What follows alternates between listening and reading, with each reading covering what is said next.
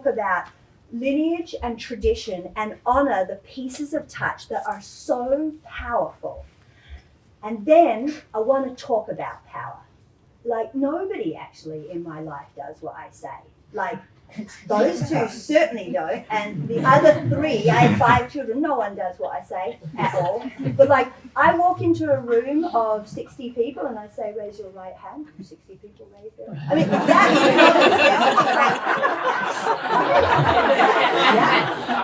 right, and so like, I want to spend a little time on both the light and shadow of power, and then I'd like to turn to touch. And Patricia worked on this, came up with new ethical guidelines. And it's really interesting because I think I'm a good teacher, and I don't think I touch people inappropriately, and I don't think I speak inappropriately.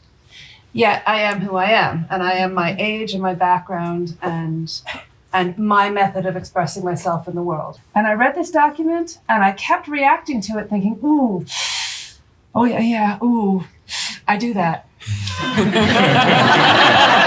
Yeah, I do that. And actually part of our guidelines talk about noticing your reactions and noticing when you as a teacher are not in a place to offer any kind of advice or adjustment and need to basically go sit in a quiet room for a little while until you can, right? You're there as the teacher to be the vibration of yoga that the students can then attune themselves to. Okay. The difficulty is, which is, I think, what I was hearing you were saying, is that Gregor is also there. And Gregor is busy Gregoring away, banging on the wall saying, look at me, look how special I am. And that's getting in the way of that vibration. And so that's always the dynamic that I feel that I'm having as a teacher is, I know what I'm there to serve, but there's this very powerful entity that doesn't want me to serve that. She just wants to serve Gregor's own ends. A lot of the terrain seems to get murky, right? Like, you start off in class and we're fine, and then you do teacher training, and then you assist me teacher training, and then you sort of become this, like, I don't know, unpaid slave. And then like pretty soon I'm adjusting you, and then I'm asking you to, like, I don't know, do my laundry or what, you know what I mean? Like, there's all these slippery slopes when you read these stories of like how things, can you talk to me about like, what's the responsibility of the student and what's the responsibility of the teacher? I think we got to teach ourselves out of a job. And if you're trying to teach somebody for life, I think therein lies the problem. So my goal is, I have a couple of things you might be interested in talking about and learning from. And at some point, you're going to reach the capacity and you're going to go on to somebody else and learn something new. And I'll still be here if you want to come back and visit. But the idea of in perpetuity, not necessarily seeking out, that's where we get into this like apex model of Gurujiism. I think teaching yourself out of the job should be the end range goal, to remind people of their agency and their ability of their internal teacher to go forth and take what they need in a nimble and adaptable way is the most important thing. What I call my training is the power of touch, but the truth is it's the power of connection. We need connection. Like, that's what the touch is about in Ashtanga. It's a way of creating relationship between the teacher and the student. And it's where we get to know each other.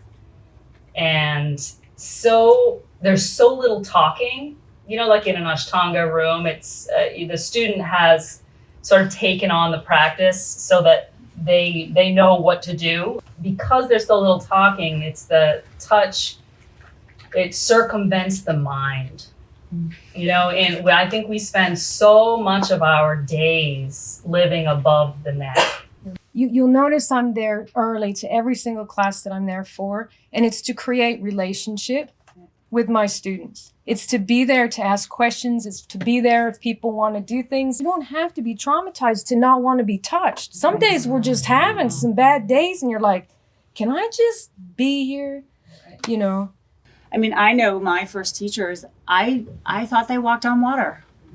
I wanted to feel safe, and I expected that of people that I knew nothing about who they were.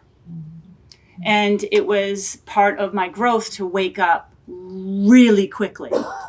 But it made me aware of who I wanted to be as a teacher, and the awareness of how sacred trust is and how it is a fine line between having it and breaking it. Gurus also have their issues. You know, a guru is a human being, and they have their faults too. So, and I've seen both sides. I've seen the wonderful aspects of Guruji, and I've seen the negative aspects. One friend would say, "Oh, did you see how he was looking at me?" And then, "Oh no, he was looking at me." It was like we're fighting about who he paid the most attention to, and everybody wanted the attention, like little birds with their mouths open. A lot of the people who became his, top 10 students had big issues with power, very big issues with power, and it wasn't good. Can you tell me, given the allegations around inappropriate touch, in fact, digital rape, how can you continue in a methodology associated with that kind of touch? I came to it for the method, not the man anyway. So it wouldn't occur to me to throw the baby out with the bathwater. It wouldn't occur to me, because I see our community of teachers and practitioners taking so much benefit from the relationship that this container of this practice space has allowed us to create together.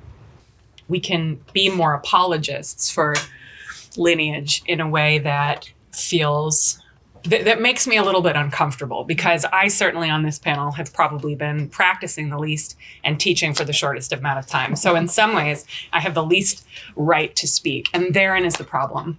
There comes this, like, the people who have the most voice, or the people who have been doing things the longest, or people who are being paid the most, or people that, and it's normal. That's modernism when it comes to capitalism. But we're in a postmodern society, and we're heading to post-lineage yoga. It means saying, okay, what are we looking at? What do we value, and why? It's so important that we have protocols and that we think about specific ways in which the studio can facilitate creating a safer environment, but also as individuals to really try and be incredibly vigilant with ourselves about when are the times that we look away, or that we in some way participate with a muffling of somebody else's discomfort.